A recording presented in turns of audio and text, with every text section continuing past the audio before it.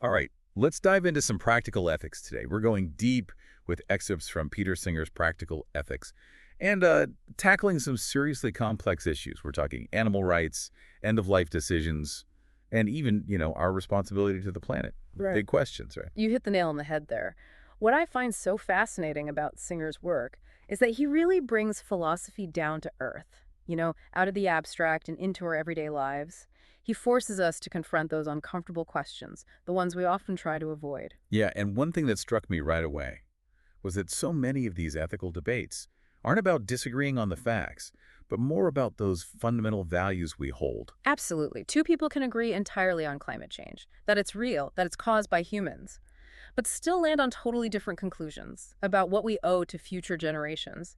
And that's where philosophers like Singer can really help us. They give us frameworks for navigating those moral gray areas. And Singer seems to place a lot of emphasis on this concept of universality in ethics. What does that actually mean in practice? Well, universality means applying our moral judgments consistently, no matter who's involved. It's about leveling the playing field, so to speak, and considering everyone's interests equally, not just our own. So it's like that golden rule, right? Treat others how you want to be treated. But Singer's taking it a step further to encompass all beings, not just those we identify with. Exactly. It's about recognizing the inherent worth of every individual, and utilitarianism is really at the core of Singer's ethical framework. Could you break that down for us a bit? Sure, utilitarianism in a nutshell is about maximizing happiness and minimizing suffering for the greatest number of people. He illustrates this with a really interesting example, that fruit sharing scenario, where you have to choose between hoarding all the fruit for yourself or sharing it with others who are hungry. Oh, yeah, that's a classic Singer dilemma. If you're thinking solely about yourself, you might be tempted to keep all the fruit, but utilitarianism pushes you to consider everyone's needs. By sharing, you're actually maximizing overall happiness,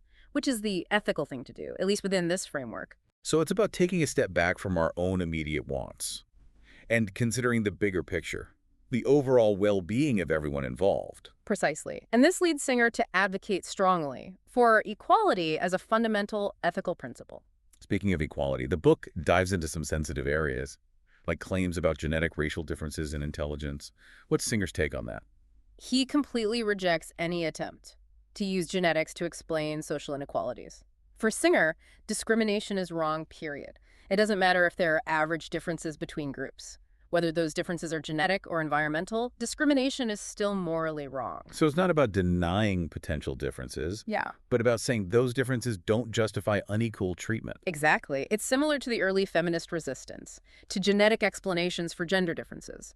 They were worried it would undermine the fight for women's rights. But the bottom line remained the same. Discrimination is wrong no matter what. It's like that saying, equality isn't about treating everyone the same. It's about giving everyone the same opportunities. I like that. A very succinct way to put it. And this commitment to equality leads us to one of the most challenging parts of Singer's work, animal rights. This is where things get really interesting. Singer argues that there's no real ethical difference between causing pain to a human and causing the same amount of pain to an animal. He does, and it's a provocative claim. He argues that species membership alone shouldn't determine moral consideration, especially when it comes to suffering.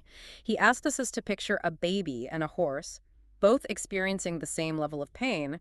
Should the fact that one is human and the other a horse change how we view the ethics of the situation? That's a powerful image. It really forces you to confront your own biases. Because if you wouldn't inflict unnecessary pain on a baby, why would you do it to a horse? It's about expanding our circle of compassion beyond our own species. Singer wants us to focus on the capacity for suffering as the key factor, not arbitrary categories like species. That makes sense. Yeah. And this leads us to the value of life and the concept of different levels of moral status. Right. Singer acknowledges that there are different types of beings with varying levels of self-awareness and autonomy. A fully self-aware person, for instance, might hold a different moral status than a creature capable of feeling pain, but without that same level of self-awareness. And he uses that chimpanzee example to illustrate these considerations. The one about capturing chimpanzees for research? Yes. That's a heart-wrenching example. Capturing infant chimps often involved killing their mothers. While chimps might not be self-aware in the same way as humans, they still suffer, and their social bonds are disrupted, raising those critical ethical questions. So while acknowledging those different capacities, Singer still urges us to consider the interests of all sentient beings, human or not. And this brings us to another complex issue, abortion. Ah, yes, a very sensitive topic. This is where Singer's distinction between human, in a biological sense, and person, in a moral sense, becomes so important. Meaning that simply being biologically human doesn't automatically grant you full moral status as a person? Exactly. For Singer, being a person involves certain cognitive abilities, like self-awareness, a sense of the future, and the ability to have preferences about your own existence. These are the things that give us moral rights, including the right to life. So the ethical debate around abortion really hinges on when a fetus develops those qualities, the ones that would classify it as a person. That's the crux of the argument. Singer discusses different points in fetal development that people have put forward as morally significant. Some focus on the ability to feel pain, others on the development of consciousness, or the ability to survive outside the womb. It's a nuanced discussion for sure. It makes you really think about the different stages of development Yeah. and how much moral weight we assign to each one. It does, and it's important to remember that Singer doesn't claim to have all the answers. He presents arguments from both sides, encouraging us to engage with the complexity of the issue. It's definitely heavy stuff. So let's shift gears a bit. We've talked about the beginning of life. Now let's move to another controversial topic, euthanasia. Another tough one, euthanasia, just like abortion, raises fundamental questions about the value of life and when it's permissible to end it. Singer explores a whole range of arguments, Yeah. both for and against euthanasia, including the distinctions between active and passive euthanasia. He does. Active euthanasia involves a direct action to end someone's life, like a lethal injection. Passive euthanasia is about withholding or withdrawing life-sustaining treatment, allowing someone to die naturally. And then there's that sanctity of life doctrine to consider. Right, that doctrine holds that all human life is sacred and must be preserved no matter what. But Singer challenges this absolute view, arguing that quality of life should sometimes be considered in end-of-life decisions. He uses a really difficult example to illustrate this, the example of withholding treatment from a severely disabled infant. It's a heartbreaking scenario, but Singer asks us to consider whether prolonging a life full of suffering is truly in the best interest of that individual. It raises the question, when, if ever, is it ethical to factor quality of life into end-of-life choices? It's a question that doesn't have easy answers, and it opens up another discussion about who gets to make those judgments and how we ensure those decisions are made ethically and with compassion. It's definitely a topic that demands careful consideration, balancing individual wishes with societal values and potential risks. Absolutely. And from those very personal choices at the end of life, Singer takes us to a global perspective with his discussion of poverty and our obligations to those less fortunate. And this is where he really challenges us to think about the limits of our moral responsibility. He argues that simply being well off creates a moral obligation to assist those living in extreme poverty. He does, and he doesn't shy away from the tough questions. He uses the lifeboat analogy to illustrate the potential consequences of unlimited aid. Imagine a lifeboat with a limited capacity. If you keep pulling everyone out of the water, the boat sinks and everyone dies. It's a stark reminder that resources are finite and that we need to find a balance between helping those in need and ensuring sustainability. Exactly. It's about finding a sustainable approach that maximizes the good we can do without creating catastrophic outcomes. He's not advocating for open borders or unlimited aid, but he does believe we need to do much more to alleviate poverty. It's about recognizing that we're all interconnected and taking concrete steps to address the immense suffering that exists in the world. And speaking of interconnectedness, we can't forget about environmental ethics. Absolutely. This is where our ethical considerations expand beyond us humans to encompass the natural world and future generations. It's about taking that circle of compassion and expanding it even further. Precisely. Singer introduces the concept of intrinsic value, arguing that it's not just humans who have inherent worth. The natural world, with all its biodiversity and ecosystems, also has value simply by existing, regardless of its usefulness to us. So it's not just about protecting nature because it benefits us. It's about recognizing its inherent worth. Exactly. To illustrate this, he uses the example of a dam project that would flood a beautiful valley. A tough decision, right? We have to weigh the benefits of development, like cheap electricity and economic growth, against the potential loss of nature and biodiversity. Those are the kinds of trade-offs that environmental ethics forces us to confront, finding ways to balance human needs with the health of the planet. It's a complex challenge. It is, and that dam example Brings up the question of who gets to make those decisions. When human needs and environmental concerns clash. That's a question that environmental ethicists grapple with constantly. There's no easy answer. But Singer's work encourages us to think about all the consequences, short-term and long-term, and to weigh everyone's interest, not just our own. It's like shifting our perspective to encompass the well-being of the entire planet and all its inhabitants, not just humans. The necessary shift, I'd say, and one that can lead to some interesting challenges, like the idea of civil disobedience, which we touched on earlier. Oh, yes, civil disobedience. Always a source of debate. When is it okay to break the law, even if you believe you're doing it for a good cause? It's a tricky question for sure. Singer dives into the arguments for and against it. One key factor he highlights is whether the laws themselves are unjust or uphold an unjust system. He uses the example of Oskar Schindler, who risked his life to save Jewish people during the Holocaust, defying Nazi laws that were clearly morally wrong. In that situation, I think most people would agree that breaking the law was not only justified but also the right thing to do. But what about situations that are less clear-cut? What if you believe a law is unjust, but it was passed democratically? That's where things get even more complicated. Singer argues that in a democracy, we generally have an obligation to obey the law, even if we disagree with it, because it represents the will of the majority.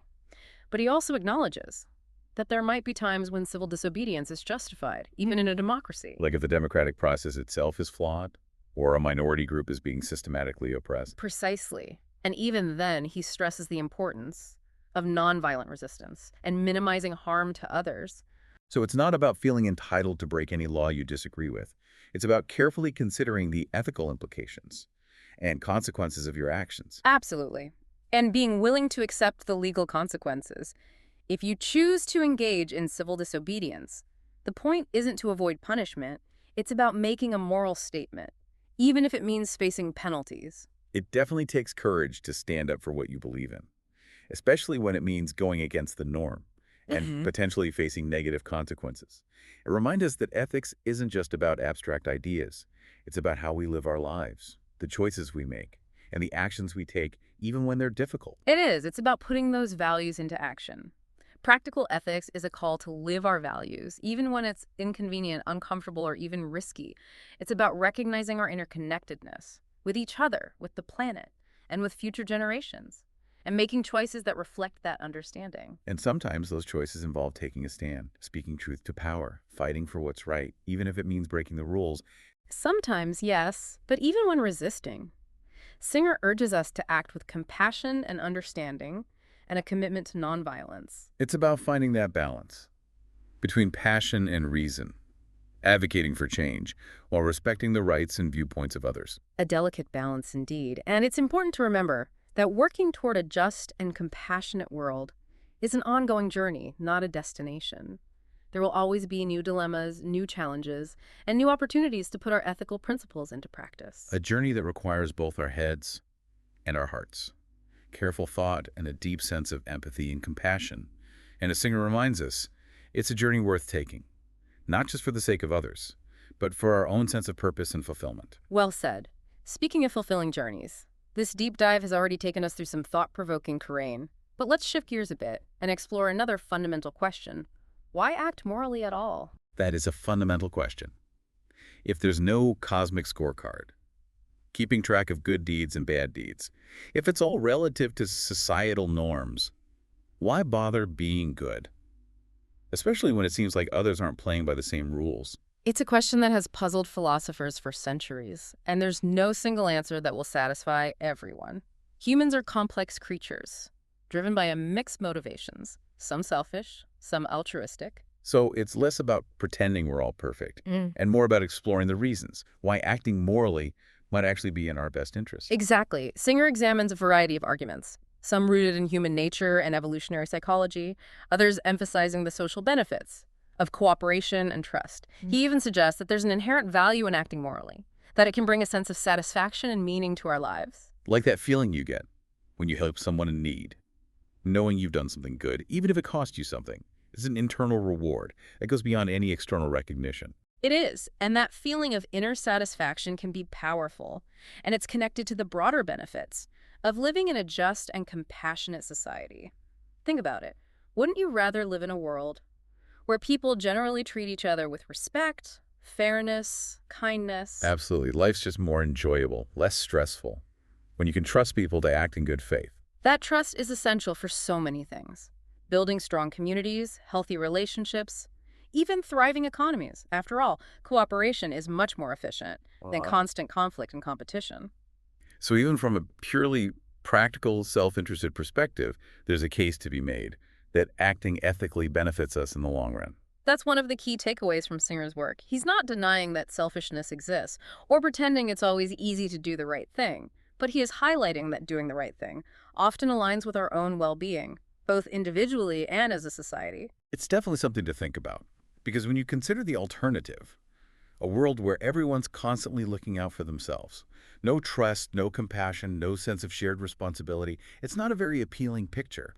It's a bleak picture indeed, and one that Singer wants us to actively work against. He reminds us that we're capable of both selfishness and altruism, and that we can choose to nurture those better instincts.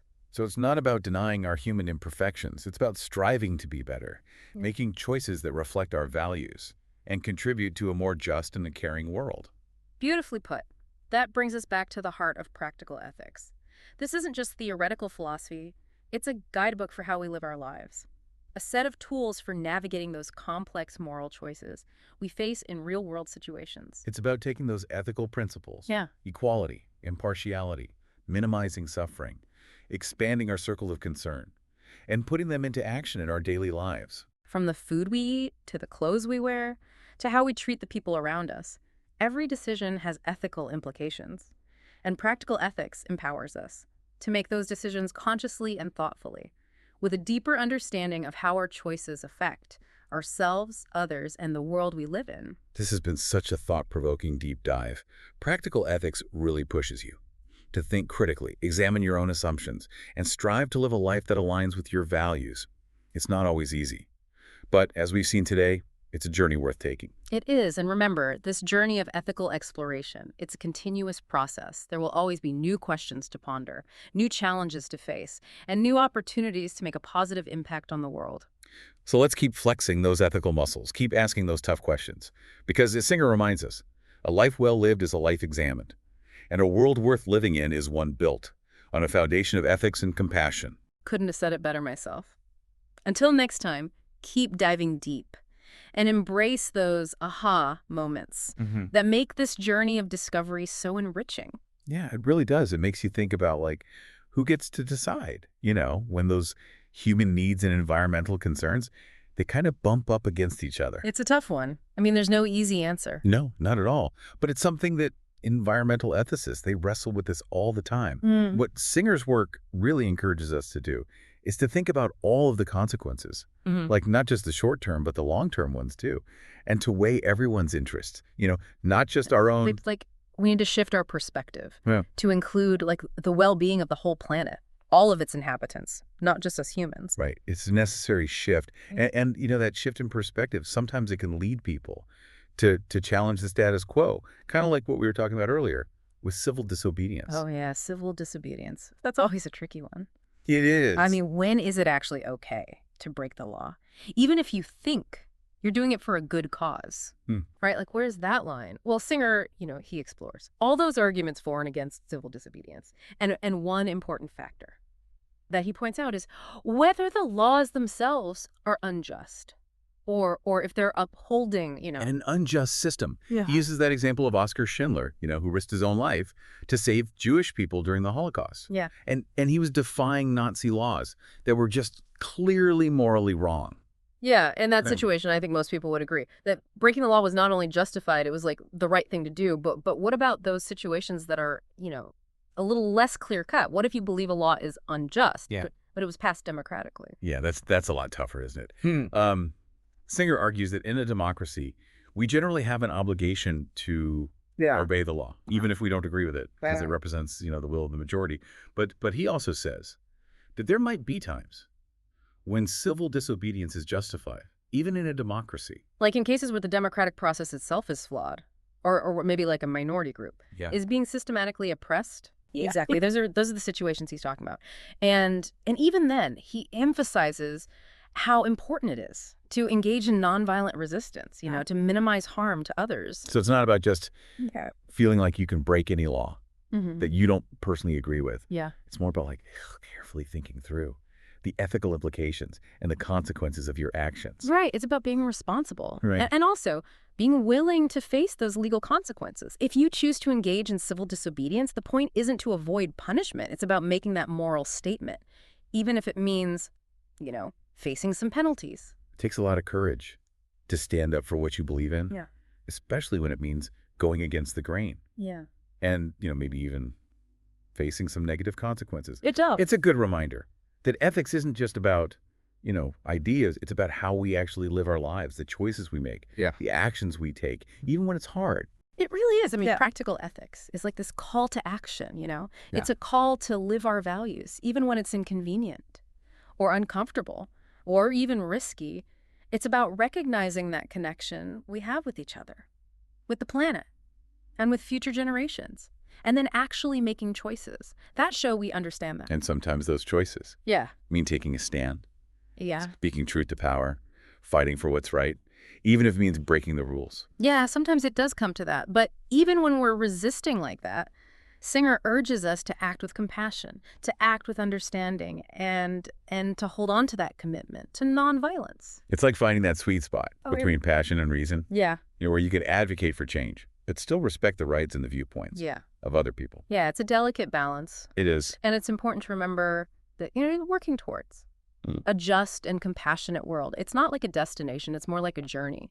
There will always be new dilemmas to face, new challenges, new chances to put those ethical principles into practice. It's a journey that needs both our heads and our hearts. Yeah. We need careful thought, but also a deep sense of empathy and compassion. Right. And as Singer reminds us, it's a journey worth taking, not just for the sake of others, but for our own sense of purpose and fulfillment too. I love that. Speaking of fulfilling journeys, this deep dive, it's taken us through, that's pretty thought-provoking territory already.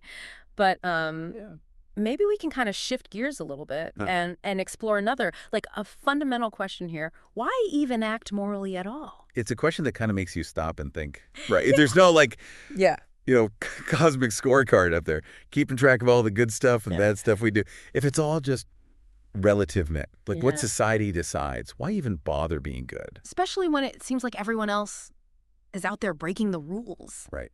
It's a good question.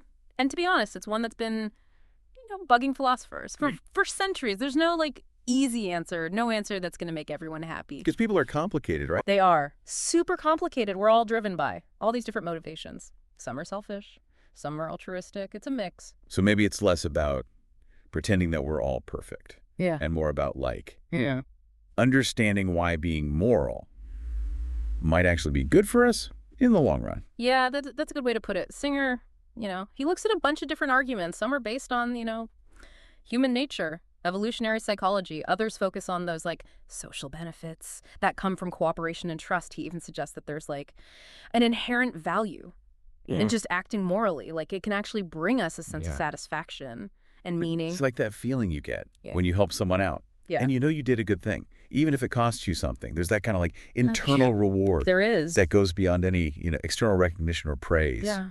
It's a powerful feeling. And it's connected to those broader benefits of living in a just and compassionate society. Imagine, what if you lived in a world where everyone treated each other with respect, fairness, and kindness? Oh, man, that sounds pretty good. It's like life would be more enjoyable, way less stressful, if you could just trust that. People are going to act in good faith. Exactly, that trust. It's the foundation for so much. Strong communities, healthy relationships, even a good economy, Because when you think about it, cooperation is way more efficient than constant conflict and competition.